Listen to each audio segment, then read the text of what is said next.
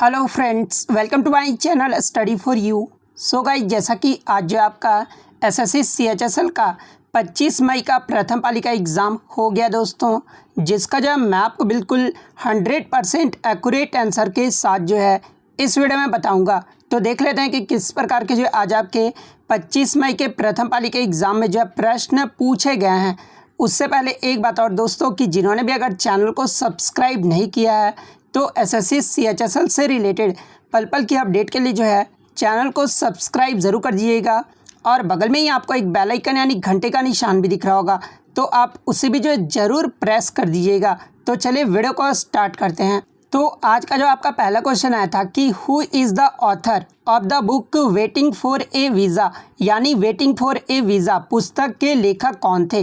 तो देखिए, waiting for a visa पुस्तक के जो लेखक थे ना, ये डॉक्टर BR अम्बेडकर यानी डॉक्टर भीमराव अम्बेडकर जो है इस पुस्तक के लेखक थे।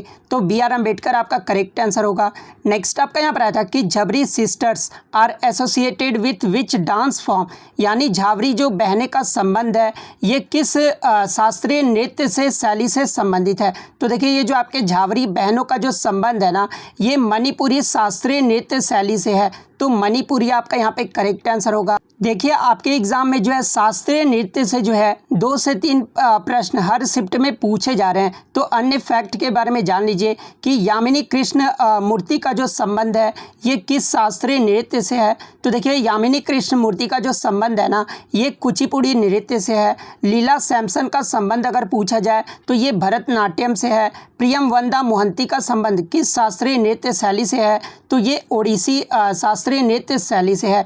वहीं अगर मृणालिनी साराभाई का संबंध अगर पूछा जाए कि किस शास्त्रीय नृत्य कला से है, तो देखिए मृणालिनी साराभाई का जो संबंध है ना, ये भरतनाट्यम और कथकली से है। तो ये सारे फैक्ट आपको ध्यान में रखना है। नेक्स्ट क्वेश्चन आपका यहाँ पर आया था कि who is the present chairman of SEBI, यानी सेबी के जो है वर्तमान अध्यक्ष कौन है। तो देखिए, सेबी के जो वर्तमान अध्यक्ष है ना, ये माधवीपुरी बूच हैं। तो माधवीपुरी बूच आपका यहाँ पे करेक्ट आंसर होगा।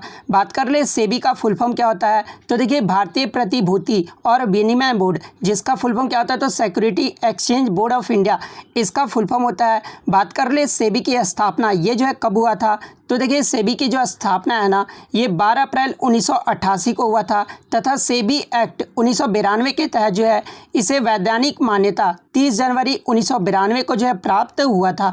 और सेबी का मुख्यालय कहाँ पर स्थित है, तो ये मुंबई में स्थित है। तो ये फैक्ट भी आपको ध्यान में रखना है। नेक्स्ट क्वेश्चन आपका यहाँ पर आया था कि what is the tenure of public account committee, यानी लोक लेखा समिति का कार्यकाल जो है ये कितने वर्ष का होता है। तो देखिए, मैं आपको बता दूं कि प्राक्कलन समिति, लोक लेखा समिति और सरकारी उपक्रमों संबंधी समिति, इन तीनों का जो कार्यकाल होता है ना, वो 1 वर्षों का होता है। तो 1 वर्ष आपका यहाँ पे करेक्ट आंसर होगा।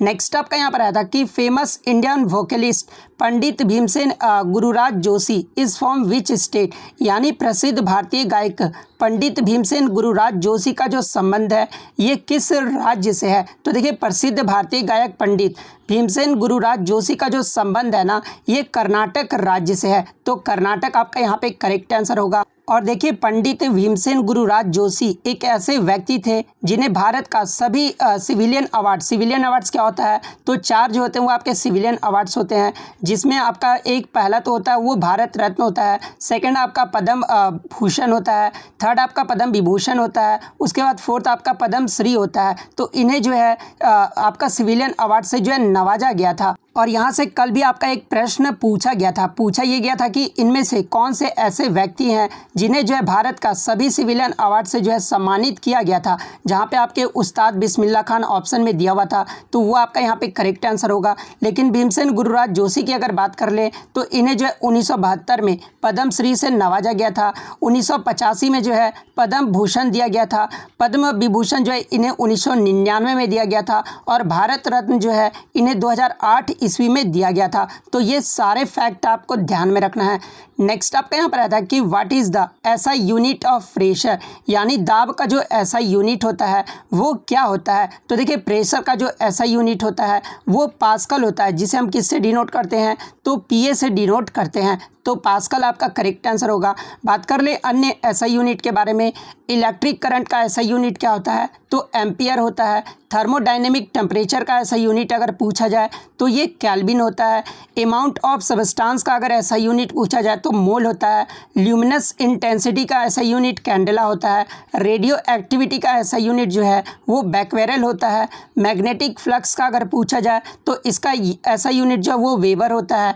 वहीं अगर मैग्नेटिक फ्लक्स डेंसिटी का एसआई यूनिट पूछा जाए तो ये टेस्ला होता है। तो ये सारे फैक्ट जो आपको ध्यान में रखना है। नेक्स्ट क्वेश्चन आपका यहाँ पर आया था कि Tamilisai Soundararajan is the lieutenant governor of which territory, यानी तमिलिसै सौंदरराजन जो है ये किस क्षेत्र के लेफ्टिनेंट गवर्नर है। तो देखिए ये जो आपके तमिलिसै सौंदरराजन है ना, ये जो आपके पुडुचेरी के जो है लेफ्टिनेंट गवर्नर है। वहीं अगर बात कर ले कि तमिलिसै सौंदरराजन ये जो है किस राज्य के गवर्नर यानी राज्यपाल है, तो ये आपके तेलंगाना राज्य के राज्यपाल हैं। तो लेफ्टिनेंट गवर्नर पूछा गया था, तो पुडुचेरी आपका यहाँ पे करेक्ट आंसर होगा। नेक्स्ट आपका यहाँ पर आता है कि द इनहेरिटेंस ऑफ लॉस पुस्तक के लेखक कौन है। तो देखिए द इनहेरिटेंस ऑफ लॉस पुस्तक के जो लेखक है ना ये किरण देसाई हैं। तो किरण देसाई आपका करेक्ट आंसर होगा। नेक्स्ट आपका यहाँ पर आता है कि CHCl3 ये जो है किसका सूत्र होता है। तो देखिए CHCl3 जो है ये क्लोरोफॉर्म का सूत्र होता है, जिसे जो है टाइक्लोरोमीथेन भी कहा जाता है। और ये जो टाइक्लोरोमीथेन है ना एक आपका कार्बनिक यौगिक है, जिसका रासायनिक सूत्र क्या होता है, तो CHCl3 होता है। और यह जो एक रंगहीन और सुगंधित तरल पदार्थ होता है। और बात कर ले इसका जो प्रयोग है ये कहाँ पर किया जाता है, तो इसे जो है चिकित्सा क्षेत्र में किसी रोगी को जो है शल्य क्रिया किए जाने के लिए मूर्छित करने हेतु निश्चेतक के रूप में जो इसका प्रयोग किया जाता है। तो ये फैक्ट भी आपको ध्यान में रखना है। नेक्स्ट आपका यहाँ पर आया था एक रीजनिंग से प्रश्न आया था कि 3 समान है, इनमें से एक अलग जो है आपको छांटना था। जहाँ पे ऑप्शन में आपका 7:42 दिया हुआ था, 8:48 दिया हुआ था, 6:36 दिया हुआ था और 9 आपका 72 दिया हुआ था। तो देखिए अगर आप पहले ऑप्शन को देखोगे तो 7 × 6 क्या होता है, तो 42 होता है हमारा। 8 × 6 करोगे तो क्या आएगा, तो 48 होता है। 6 × 6 करोगे तो क्या आएगा, तो 36 आएगा। तो ये तीनों तो आपका समान दिया हुआ है, लेकिन जो फोर्थ ऑप्शन है ना 9 × 8 करोगे ना तब जो है ये आपका 72 आएगा। तो ये फोर्थ ऑप्शन जो है वो आपका अलग दिया हुआ है। तो ऑप्शन 4 आपका यहाँ पे करेक्ट आंसर होगा। इसके अलावा एक मैथ से हमें प्रश्न मिले हैं कि A + B + C = आपका 25 दिया हुआ था। AB + BC + CA आपका 144 दिया हुआ था। उसके बाद A² + B² + C² का वैल्यू आपसे जो है पूछा गया था। तो देखिए आपको क्या करना था, सिंपली जो है A² + B² + C को जो आपको तोड़ना था। तो इसको कैसे तोड़ेंगे, तो A + B + C का होल स्क्वायर में तोड़ेंगे, ठीक है। तो A + B + C का होल स्क्वायर क्या होता है, तो देखिए A² + B² + C² + 2AB + BC + CA होता है। तो इस पे जो आपको वैल्यू पुट करना था। वैल्यू पुट करने के बाद जो आपको A² + B² + C का जो वैल्यू है वो आपका इजीली जो है यहाँ पर निकल के आ जाएगा। और देखिए इसका जो वैल्यू निकल के आएगा ना वो 337 आएगा। तो 337 जिन्होंने भी मारा होगा ना उनका यहाँ पे सही हो जाएगा। नेक्स्ट क्वेश्चन आपका यहाँ पर आया था कि हाल ही में सोनू सूद ने एक किताब लिखी है, कौन सी किताब, तो आई एम नो मसीहा। ये जो पुस्तक है ये सोनू सूद के द्वारा लिखा गया है। और इस पुस्तक के जो सह लेखक थे ये कौन है, तो देखिए इस पुस्तक के जो सह लेखक है ना ये आपके कौन है, तो मीना के अय्यर हैं। तो मीना के अय्यर आपका यहाँ पे करेक्ट आंसर होगा। नेक्स्ट आपका यहाँ पर आया था कि who is the first Indian badminton player to win gold medal in the world badminton championship, यानी विश्व बैडमिंटन चैंपियनशिप में जो है स्वर्ण पदक जीतने वाले पहले भारतीय बैडमिंटन खिलाड़ी कौन है। तो देखिए विश्व बैडमिंटन चैंपियनशिप में स्वर्ण पदक जीतने वाले जो पहले भारतीय बैडमिंटन खिलाड़ी है ना ये PV सिंधु है। तो PV सिंधु आपका करेक्ट आंसर होगा। नेक्स्ट आपका यहाँ पर आया था कि बांग्लादेश के निम्नलिखित में से किस वैक्सीन वैज्ञानिक को जो है रमन मैग्सेसे पुरस्कार 2021 से जो है सम्मानित किया गया है। तो देखिए रमन मैग्सेसे पुरस्कार को एशिया का नोबेल प्राइज़ भी कहा जाता है। और बांग्लादेश के किसे जो है, तो फिरदौसी कादरी को जो है इन्हें जो है रमन मैग्सेसे पुरस्कार 2021 से सम्मानित किया गया है। तो फिरदौसी कादरी आपका करेक्ट आंसर होगा।